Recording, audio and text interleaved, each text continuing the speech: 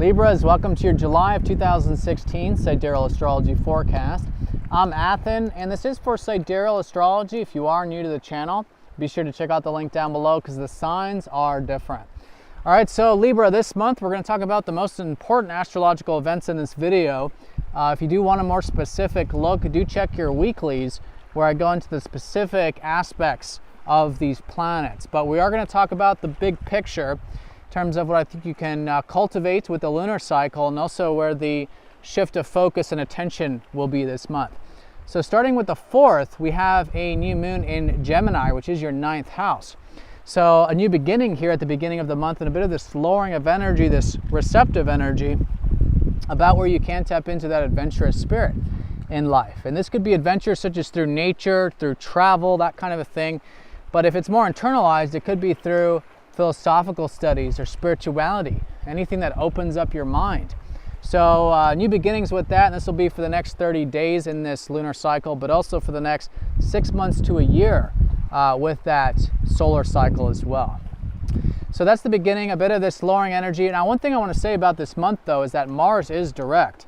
So there is a bit more, if not a lot more for some of us, direct energy and motivation and drive this month, slowly building that momentum as Mars continues to gain that forward momentum.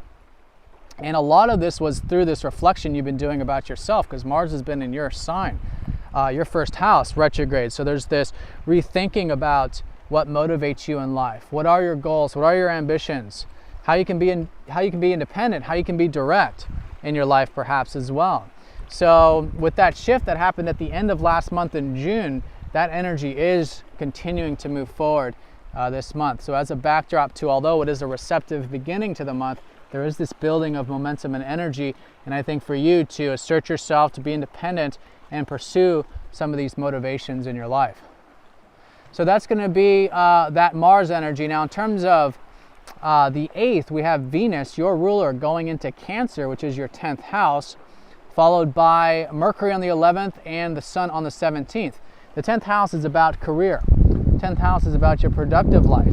And so there's all these fast-moving planets shifting into there. This first week to 2 weeks, first couple weeks of the month, where you'll notice this shift.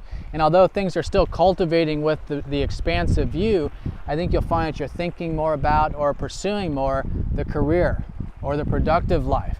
Or maybe it's about your public image in some sense, or your legacy for some of you. So a great area to put energy with your ruler there, also a great area to think about with Mercury. And then on the 17th onward with the Sun there, you're gaining energy through more of this big picture productive stuff in your life. And this is going to be the area of the new beginnings of the new moon next month for you.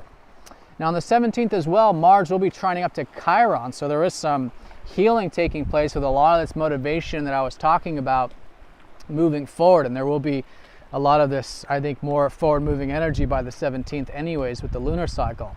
So this is with, again, your independence and all of that, and this could be the healing that you've been going through or cultivating with your work, or maybe with your routine, your regimens, maybe with your self-improvement, your personal development has been this area of healing for you this year.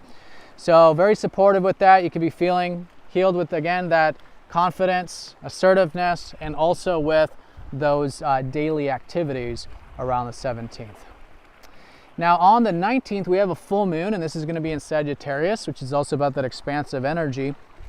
But Sagittarius is your 3rd house.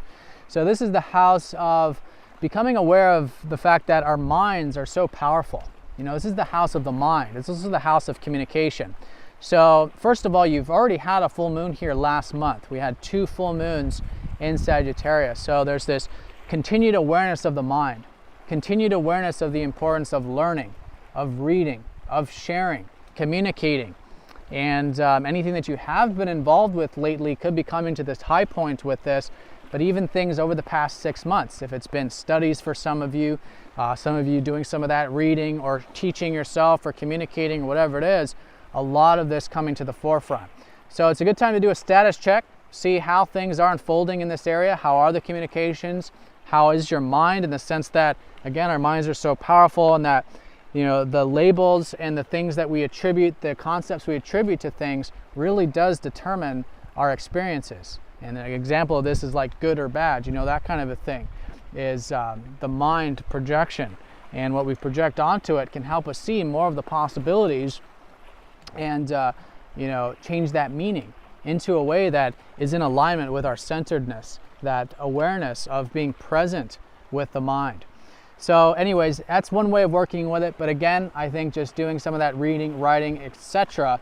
can be great here this 19th, around the 19th energy. Now on the 21st, Mercury is going to go into Leo, followed by your ruler Venus on the 24th. So this last week of the month, roughly, we are going to feel the shift of these energies going into your 11th house of your aspirations. So this is where there was a lot of energy with your career. Now there's energy going into the value you derive from your career, which is that 11th house, and even your aspirations, the things in the future that you might want to cultivate. So a great area to think about, to put energy into going into August. And I think you can enjoy some of those aspirations, cultivating some of those aspirations quite a bit. And if not, maybe connecting with friends or group things, or maybe doing some networking could be very enjoyable and productive as well. Now the last major aspect or event of the month will be on the 29th, which is going to be Uranus going retrograde.